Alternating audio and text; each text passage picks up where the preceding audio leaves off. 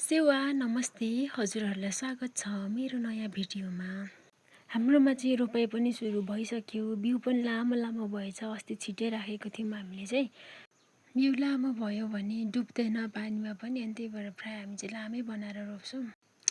मम्मीले मलाई चाहिँ सानो हुँदाखेरि भोलिको दिन कस्तो छ कसैले देखेको हुँदैन, त्यही भएर काम चाहिँ सबै जान्नुपर्छ भनेर सानैदेखि सिकाउनुहुन्थ्यो मम्मीले मलाई चाहिँ।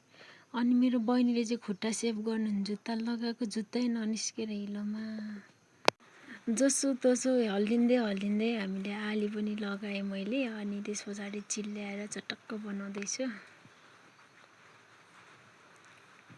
यो चिल्ल्याउने काम चाहिँ बर झ्याउ लाग्छ मलाई। यता भत्किन्छ कहिले उता भत्किन्छ, निहुरे गर्दाखेरि कम्मर दुखेर। ल फाइनली रेडी पनि भयो। अनि बिउहरू फ्याँकेर रोप्नुलाई स्टार्ट गर्दैछु म चाहिँ। मलाई चाहिँ सुरुमा आफैले थालेको मनपर्छ, त्यही भएर म आफैले थालेँ सुरुमा चाहिँ।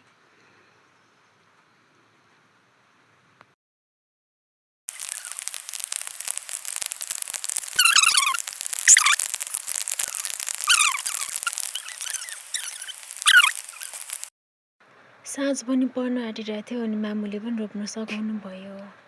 हाम्रो चाहिँ लास्टमा धान पनि रोपिसक्यौँ। यो चाहिँ अन्तिमसम्म मेरो भिडियो हेरिदिनु भएकोमा हजुरहरूलाई धेरै धेरै धन्यवाद।